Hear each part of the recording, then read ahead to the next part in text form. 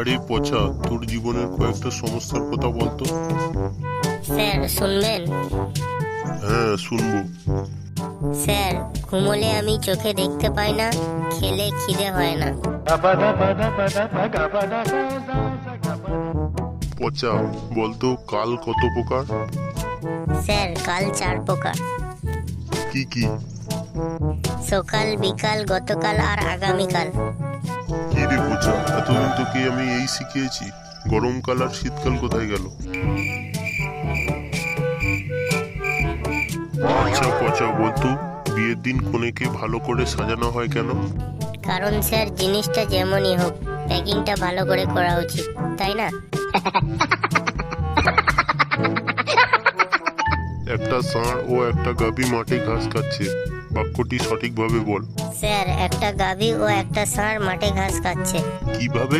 কারণ স্যার, সব জায়গায় তো লেডিস ফার্স্ট। আচ্ছা পচা, বলতো মেয়েদের প্রপোজ করার সব থেকে ভালো জায়গা কোনটা? স্যার, মন্দিরে। কেন? কারণ স্যার, মন্দিরে কারোর পায়ে জুতা থাকে না।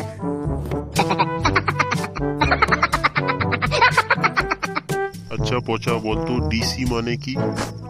স্যার, ডিসি মানে হচ্ছে ডিস্ট্রিক্ট চার্জ।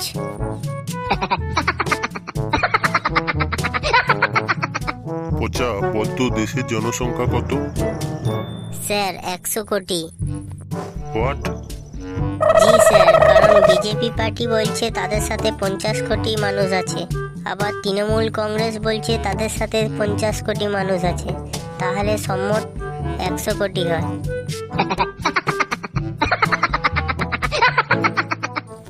বলতো টিএমসি মানে কি? স্যার, টি থেকে টাকা, এম থেকে মারা, সি থেকে কমিটি। টিএমসি মানে হচ্ছে টাকা মারা কমিটি।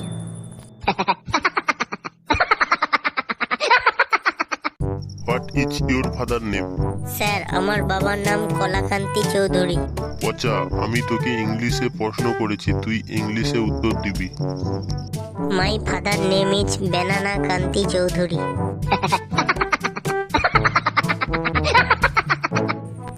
আচ্ছা পচা, ধর সাগরের মাঝখানে একটা লেবু গাছ আছে, তুই লেবু কিভাবে পেড়ে আনবি?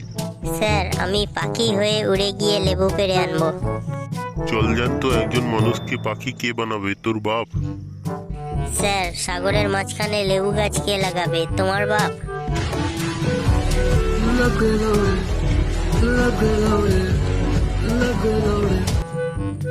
আচ্ছা পচা, বলতো আই লাভ ইউ কথার মানে কি?